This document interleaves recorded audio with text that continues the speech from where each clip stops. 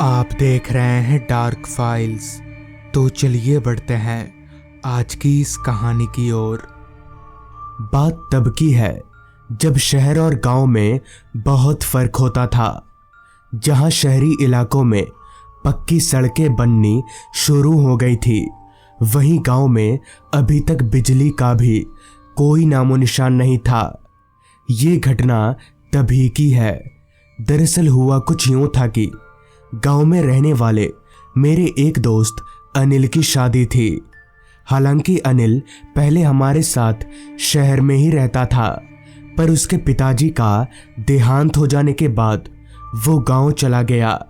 चूंकि उसके पिताजी गांव के इकलौते जमींदार थे, इसलिए अब अपने पिताजी का काम अनिल ही संभालता है।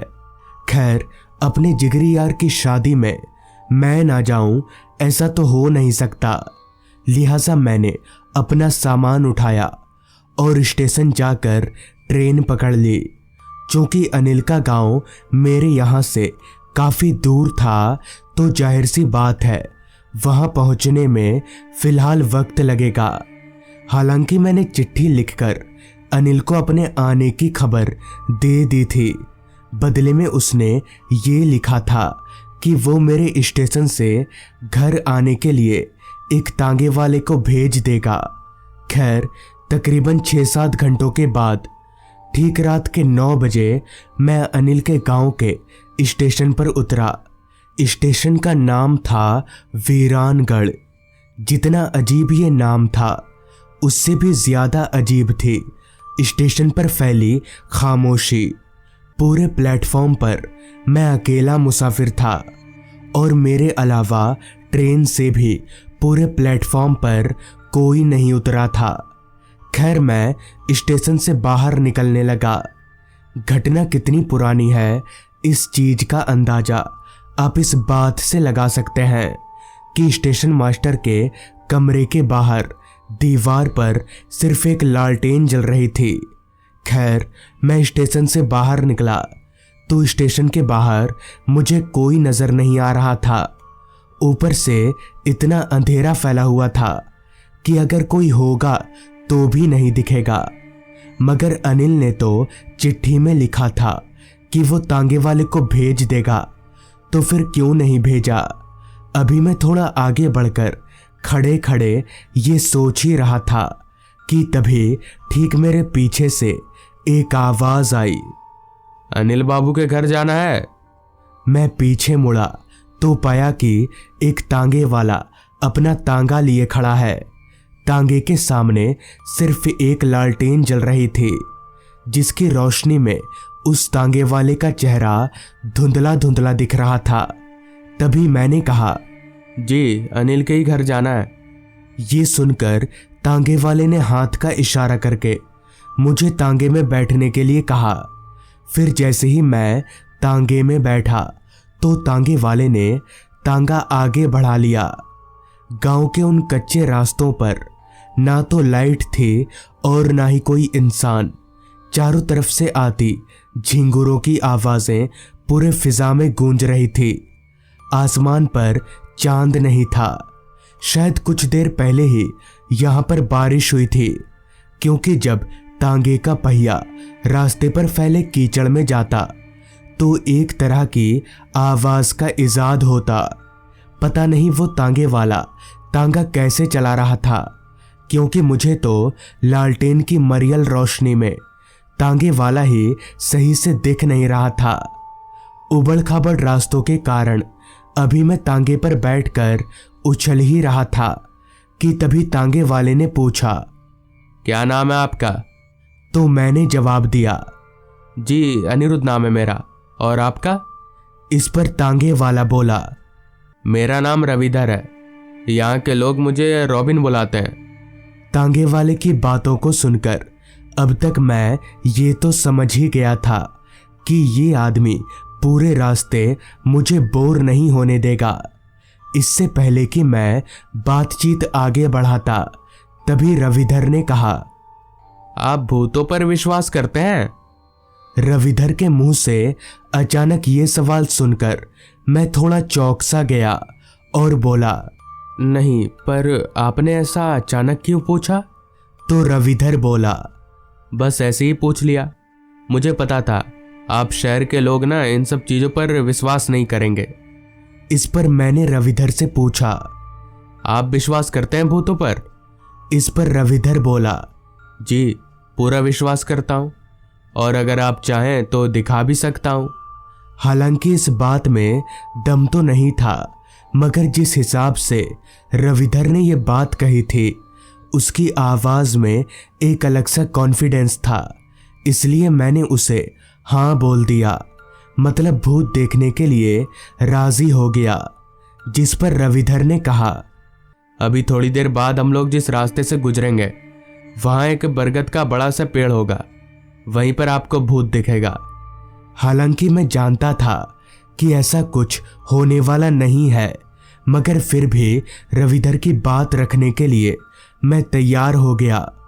उबड़ खाबड़ रास्तों से चलते हुए कुछ देर के बाद रविधर ने तांगा रोका और कहा, साहब, हम लोग उसी बरगद के पेड़ के नीचे हैं, आइए नीचे उतरिए, अगर भूत देखना है तो। रविधर के कहने पर मैं बैलगाड़ी से नीचे उतरा। वो बरगद का पेड़ काफी बड़ा और पुराना लग रहा था।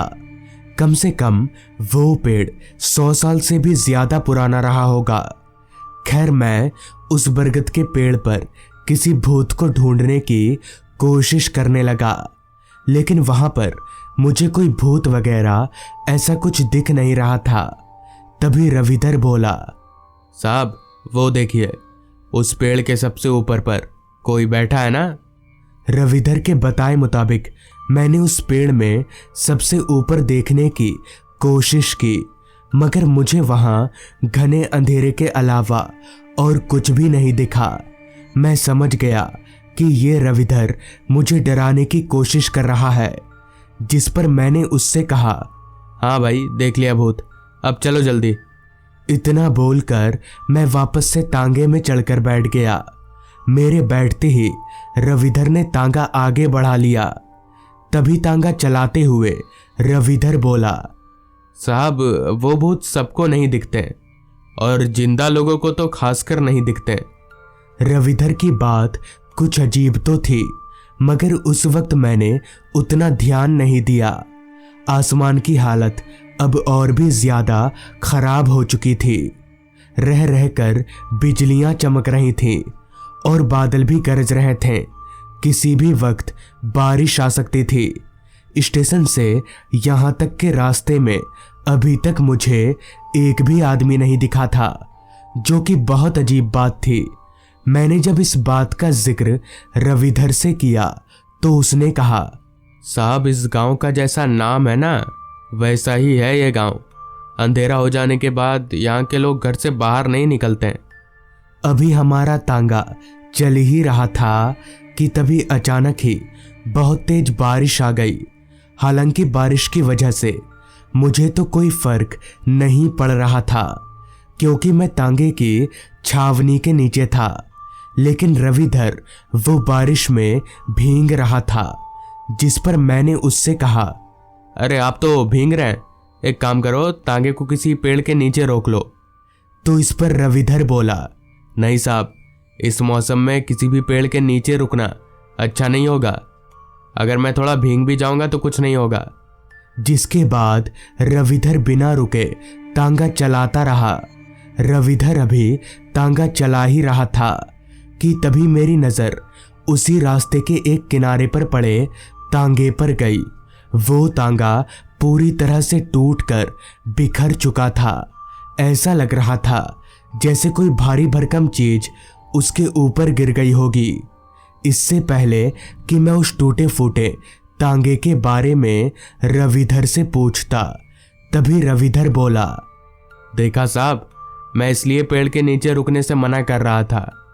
आज शाम को ही हुआ ये सब। बेचारे की कोई गलती नहीं थी, वो तो चुपचाप वहां तांगा लेकर खड़ा था।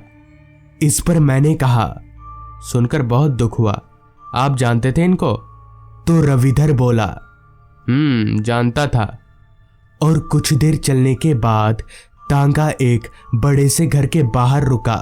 मैं समझ गया कि यही अनिल का घर होगा, क्योंकि देखने से ही लग रहा था कि वो किसी जमींदार का घर है। तभी मैंने रविधर से पूछा, तो यही है अनिल का घर? इस पर रविधर ने अपना सिर हाँ में हिलाया। रविधर से हाँ का इशारा पाते ही मैं तुरंत तांगे से नीचे उतरा। चूंकि बारिश अभी भी हो ही रही थी, इसलिए मैं दौड़कर घर में घुस गया। घर में घुसते ही मैंने देखा कि अनिल दरवाजे के सामने ही बैठा है। अनिल ने मुझे देखा, मगर मुझे देखकर उसके चेहरे पर जो खुशी आनी चाहिए थी, वो खुशी मुझे कहीं नहीं दिखी। तभी अनिल मुझसे बोला, भाई आ गया तू? पर तू आया कैसे? एक बहुत बड़ा मसला हो गया यार। मैं जिस रविधर काका को तुझे लेने के लिए स्टेशन भेजने वाला था, उनकी मौत हो गई है। रास्ते में ही उनके टांगे के ऊपर एक पेड़ गिर गया और उनकी मौत हो गई। अनिल से ये सुनकर मैं उसे बिना कोई जवाब दिए सीधे बाहर की ओर भागा, मगर वहां ना तो रविधर था और ना ही उसका तांगा। मैं समझ गया कि वो तांगा जो मैंने सड़क किनारे देखा था, वो किसी और का नहीं बल्कि रविधर का था।